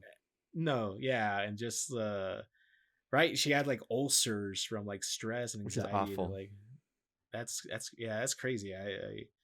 I mean, it sounds like he tried to prepare her as best as he could. He's saying like this isn't just like another movie role, right? Like Yeah. this, to some people, Star Wars is a religion, and I think that's actually a really good topic for another time about just the rabid. When I think of fan bases, I immediately think of Star Wars before I think of Yeah. anything. Before I even think of like Potterheads or think of Trekkies, I Star Wars for me is like the fan base, even more than like Marvel or anything else. Really, I think. But yeah, that's Yeah. The strength of the Star Wars fan base. Yeah. Let's not even talk about it. Let's do a whole different discussion about that. I think that's a great idea. But yeah, somebody made a point in quote retweeting what you shared, it's being like, that's so much pressure for Daisy Ridley when Mark Hamill and Harrison Ford and Carrie Fisher and everyone were making it the first film, they thought they're just making a B movie, like that that time would forget. yeah, I thought that was an interesting insight because I think that watching Empire after New Hope, everything feels different, and it goes back to the yeah, point you made at the beginning: the bigger budget, the sense of confidence the team had. I think it's in Empire that you really feel that there's a dawning recognition of what Star Wars is. Of course, so much of the DNA of the entire series comes from A New Hope and still comes from A New Hope, and we still go back to Tatooine like it's New York in the Marvel Cinematic Universe. Everything has to happen on Tatooine. But that's a good comparison. Yeah, I think you can just feel in the last act of Empire that like they know they're working with a massive opera of a storyline now, and that people love it, and they're hanging on every word. And so I think we ought to close out the discussion by talking about that fight with Vader and the mm. reveal of Vader being Luke's father. Now, did your wife know that? Did she know the Oh, relationship between them? I think she mentioned that that had been ruined for her too. I Yeah, don't think there's anybody left. I it's remember that was like one hard. of the It's hard to get. yeah. Yeah, that's I think that ubiquitous. was ruined for her. Where I don't think it was at Disneyland. I think some other pop culture thing. Um, I mean, it's been riffed on any number of times at Yeah, this point. I think she met. No, hold on. No, 'cause I think she said she found out in between now and when we did A New Hope because she didn't know during when we watched A New Hope. She didn't, and I think Sure. something I forgot what it was. Something over the holidays or something. I think something. I don't know. Somehow I don't know because she's not. She'll look up. She gets like very like she wants to know about a lot of stuff. So like, she tries to get ahead. Like we'll watch like TV shows and she'll try to get ahead of like is there another season coming? So Yeah. I think she might have ruined it for herself because I don't think I got a react. She didn't give a react. This was like a month ago, bitch. I don't think she gave a reaction for that. She It's kind of just yeah. Yeah, it's interesting because it's just the sort of thing that everybody knows that Darth Vader is Luke Skywalker's father. Everybody knows this. She was surprised about Leia going for Han when it was Sure. implied that Luke was going to be the love interest. That was kind of like why she's like why is she doing that? Because she even kisses Luke to make Han jealous, right? Yeah. And so she was kind of like she's like oh like why is she doing that? Like why is she playing them against each other? I'm like she's not playing them against each other. She's just like Leia's just complicated. So we did have like that kind of really brief talk about that, but I for some reason like the Darth Vader reveal didn't really phase her. She's like oh okay. Like oh yeah. And I was like what do you mean like oh yeah like she's like oh like yeah I read that somewhere. I'm like oh. I try to like put myself into a theater opening night, Right. which is obviously impossible to do. But I'm trying to imagine like if I had been there in '80 and I had been just feverish for excitement the way I am now about any new Star Wars show. Andrew, when we finally get a new theatrical Star Wars movie, it's coming. It's coming. I can't fucking Did you wait. But did you get that feeling? Okay, I mean, this is a bad comparison. yeah. Did you get that about the Rey's lineage reveal or no? Did you feel that way or did you kind of groan and moan about that? Like, was that like a shock to you? I Oh, feel like with the age of the internet, like everyone was talking about all these different theories. I know I've heard the Palpatine, Rey's a Palpatine like theory, but it was like mixed in with so many. Oh, she's Obi-Wan's like granddaughter, or like I heard like so many different ones, but I knew it was mixed in there somewhere. So it was kind of like oh they're going with that one. Like okay, that's the one we're going with. well, in my opinion, Rey Skywalker is one of the worst decisions that movie makes. So I love how yeah, I she looks wasn't. in the desert and then that's been riffed so many. I love that. It's funny to me. It's in probably my bottom three moments of the entire series. But Oh, we'll get there. We'll get there in due course. But I just try to imagine this moment because I think the entire fight is so well choreographed and there's so much tension and how there's so many phases. It's like a game boss fight. We're fighting over the oh, carbon because we're freezing. moving. Yeah, yeah, Yeah, we fight over the carbon freezing chamber. Luke even falls down. Vader goes too easy, and he jumps back all out. too easy. Yeah, yeah, I love that we move into the corridor. We come to learn that Vader is just totally toying with Luke as he's yeah. just throwing shit with the Force It's like out. here's phase two. We're not doing sabers now. Now we're just throwing stuff at you. Like here's Yeah, phase two of the fight. Yeah. it's so tense and you feel it in your throat and in your chest. You're like I don't know how Luke is gonna get out of this, and then to learn. I can only imagine what it would have been like to hear that in the theater and what the theater would have thought. The probably collective gasp as it was revealed because I think that this is such a organic feeling reveal Hmm. that Vader is Luke's father. I, What do you think about this whole sequence? I mean, we're talking about one of the most like parodied scenes of all time. I think that even Toy Story 2 does the same thing with Zurg and Buzz, right? Like there's like so many like parodies, so many references to this, and that's because I think it is due to the shock factor, right? I remember again in that documentary where like James Earl Jones when he got the lines, like he was like even he was surprised, like what like oh no, he must be lying, like Vader's lying, like he's just saying that to get in his head or whatever. But like apparently it was like a big secret on set, right? Like when they did the filming, like only a certain amount of people were on set during that exchange or whatever, Yeah. right? So like it was like a big. I think even then they understood the gravity of like before Harry Potter and the whole like Dumbledore stuff. Which if you still haven't seen that or don't know about, it, I'm not going to say more than that. But like back then, like internet culture, like that stuff didn't really exist. It's all word of mouth, right? And then what I thought was funny was that they mentioned in the documentary that like I think the novelization of the book came out like a month before and that was included in the book, but people weren't really paying attention, I guess. So like that was like a so it's funny how like that kind of did slip and it didn't really catch on because you didn't have the internet to kind of propagate the like oh I read this and you spread it spread it across the internet or whatever. So yeah, I mean even they knew at the time of filming that it was like be a big secretive moment. Um, I it's one of the most, again, people still get this line wrong too. People still get the quote wrong, like Yeah. where it says like Luke. He doesn't say Luke, I'm your father. He just says like no, right. Like people like it's one of those things. It's not a Mandela effect, but it's like one of those things where it gets Streisand repeated. effect, I believe. No, Streisand effect is where like you try to discourage people from doing something, and it makes them want to do it more. Oh, what? No, there's a what's there? There is an effect for it. The Mandela effect is where you have like group of two groups or more groups of people who all think something happened, and there's only one true way it happened or Oh, something yeah, like it is a Mandela effect. that. Okay. The Mandela But effect is a type of false memory that occurs when many different people incorrectly remember the same thing. oh, okay, yeah, I guess that does apply to the quote. Yeah, you're Yeah. right. You're right. I guess, yeah. Where he doesn't say like Luke, I'm your father. He just says like no, like I am your father. And it's like no, it's impossible. It's not true, right? That whole sequence, right?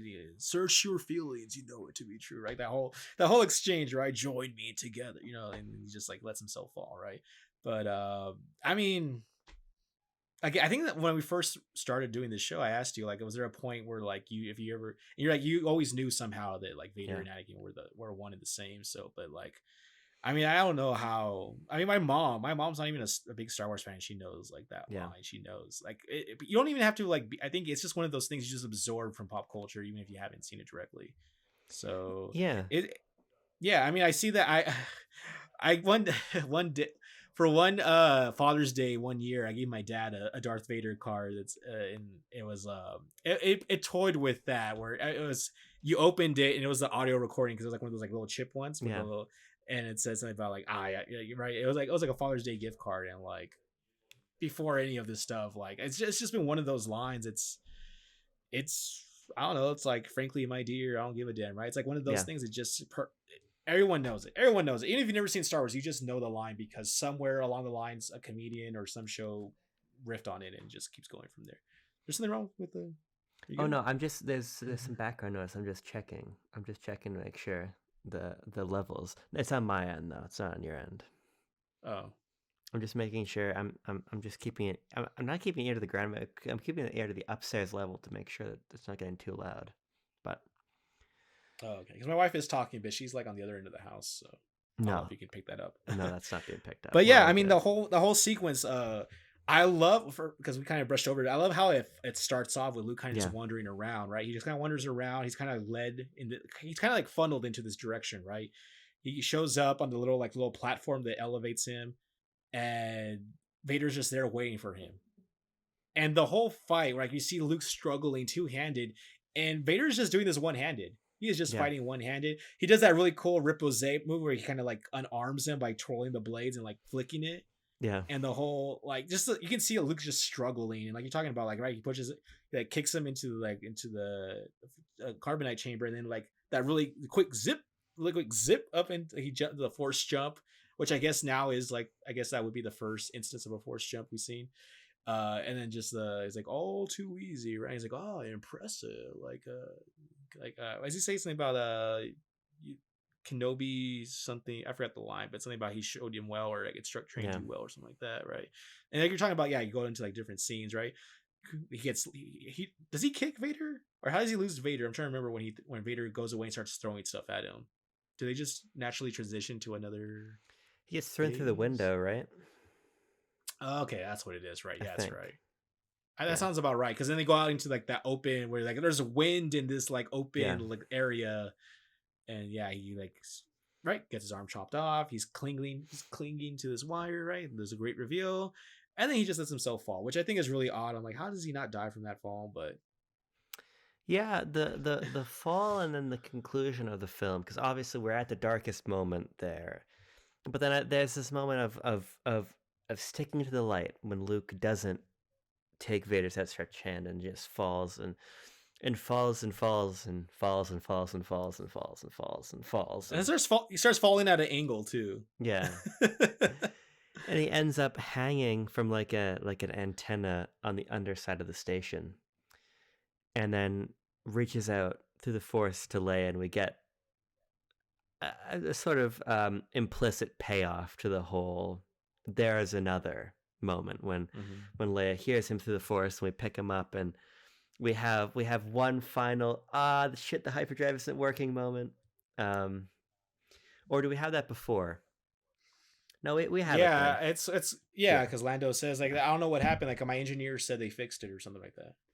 Yeah, and then we learn from the Bespin computer, I believe, that had talked to R2D2 when he had plugged in that they disabled the hyperdrive. So we re-enable the hyperdrive. We end up back with the fleet. And then we end very, very abruptly. I mean, we end quite abruptly in A New Hope too, but at a more natural point of conclusion. We've destroyed the Death Star. We've given the medals to credits. But here, we just end with Luke and Leia and the droids looking out of the medbay window out onto the fleet, and we cut the credits. Is it did at the end of the movie? Does he already have the new hand, or is that in the next one? Yeah, we see He does. Oh, we okay. see them putting the hand in, and like you see the medical droid like poking the different things, and his hands moving, and he flips the panel closed, which is cool. It's very cool tech. It's and as we come to learn, a big step up from what Anakin had to have. Just it's the technology hadn't caught up at that time, No, kind of thing. and this is the hopeful moment at the end of the movie. This sort of we'll keep fighting moment. I like And that. yeah, They're like on a medical frigate or something, right? Like a medical yeah, frigate, and like yeah, this cool like Milky Way galaxy kind of, I don't know, some kind of nebula or something. It's just a really cool image. I think I love that. yeah. I love it too. I think it's an abrupt ending. I feel like it's a little bit unsatisfying personally, but it's a nice image in that it sort of encapsulates the resilience of everything they're building here. This is now we're now ending in a third place. Yavin is gone. Hoth is gone. We lost Rebel Base there. We lost Echo Base. So now we're up in space. But we're gonna, God damn it, we're not going anywhere. And I like that. I like this sort of licking of the wounds. Now we gotta go get Han. Now we gotta keep fighting the Empire. It's an uncertain note for sure, which is why I think it's powerful, if unsatisfying. But yeah, I think there's a lot kind of implied by that last frame. Do you like that exact moment we end on? I do now. I remember. I actually do. This is one of those things I do remember as a kid, where, like you said, it Yeah, feels very abrupt. And that was when I was a kid. I was watching it. And I'm like that can't be the end of the movie. Like it just like nothing happened. Like the good guys didn't like the good as a kid. Like the good guys didn't win.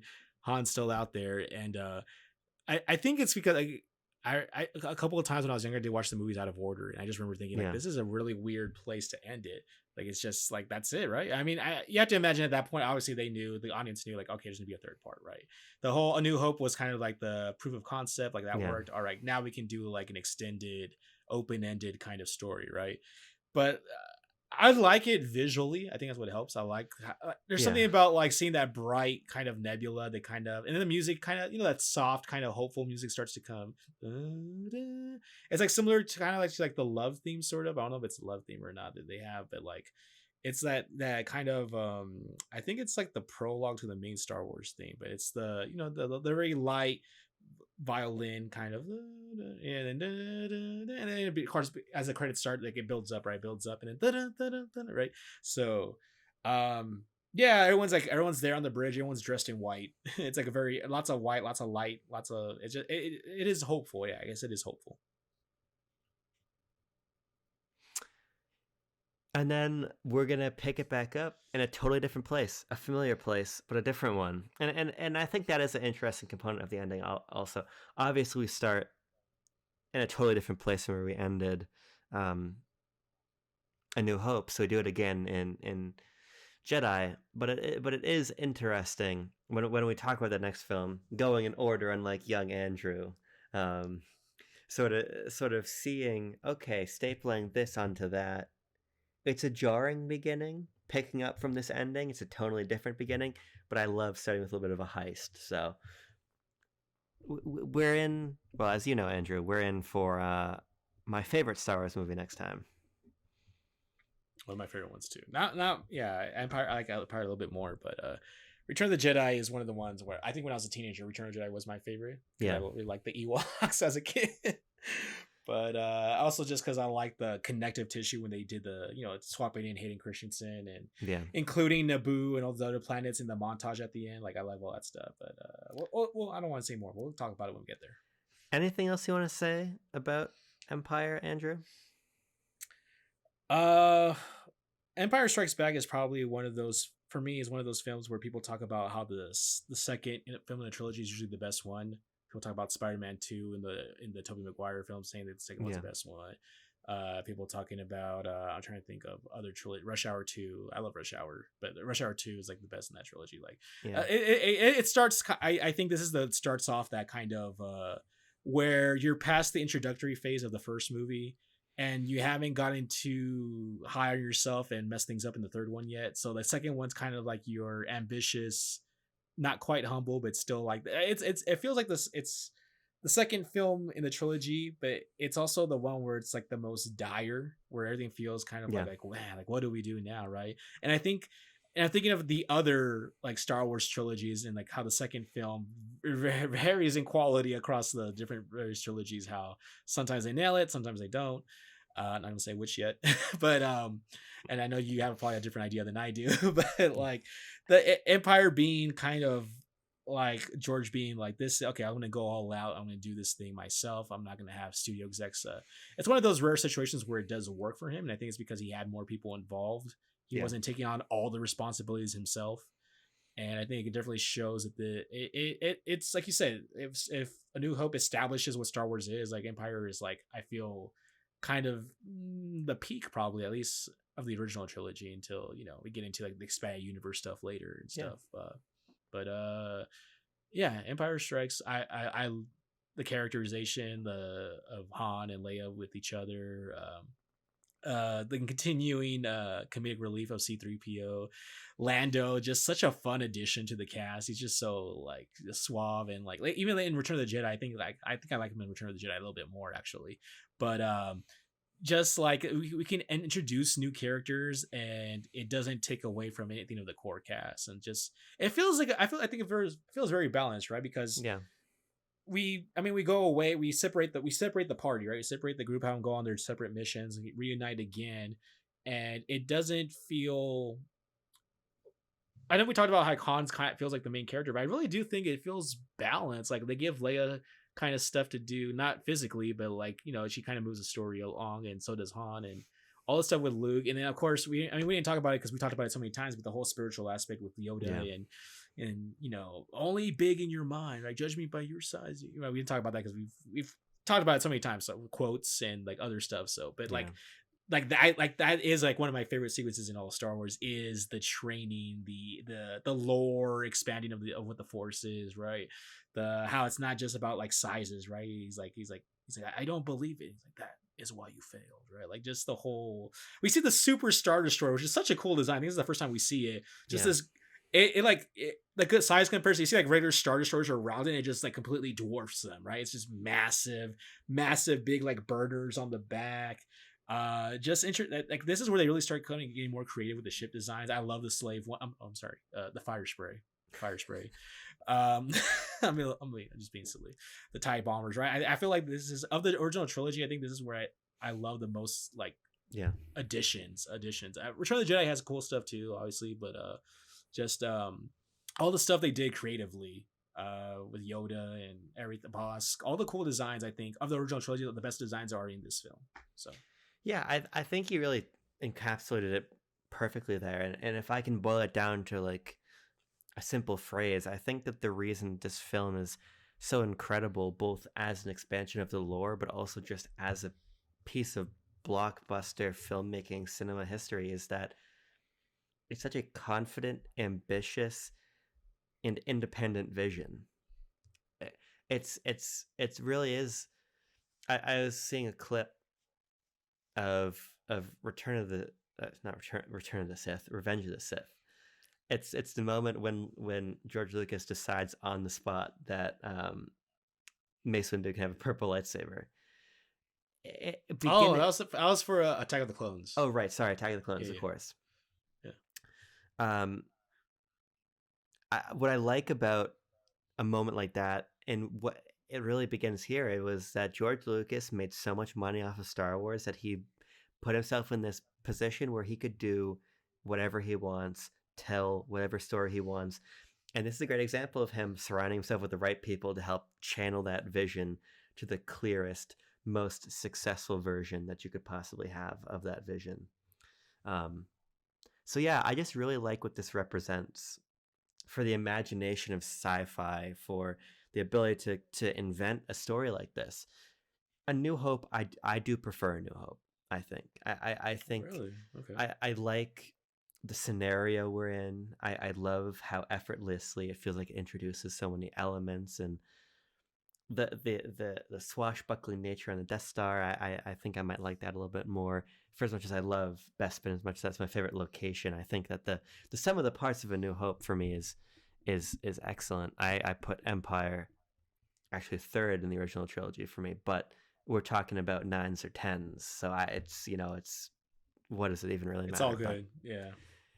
It's just been really great revisiting this movie with another lens, because it's been probably, it was about 2.5, actually almost close to 3 years to the day to when I introduced Jean to the Star Wars movies back in 2020, when I last saw Empire with her. So did she have the Vader shock reveal? she did, unfortunately. Oh, okay. She it was spoiled for her too. Dang, there's Everybody no one knows left. There's Yeah. nobody left. My eventual child, I'll keep them like I'll just have them walk around with earplugs in all the time, so I can control the information they receive until they are old enough to perceive Star Wars. Yeah, as soon as they're old enough to understand movies, we'll watch them, and then they can take the earplugs out and they can learn whatever they want. But just keep them like in the Plato's cave kind of thing. Just filter everything, filter everything through like a slot in the doors. Andrew, we've said a lot, but there's still one more thing to say. May the Force be with you.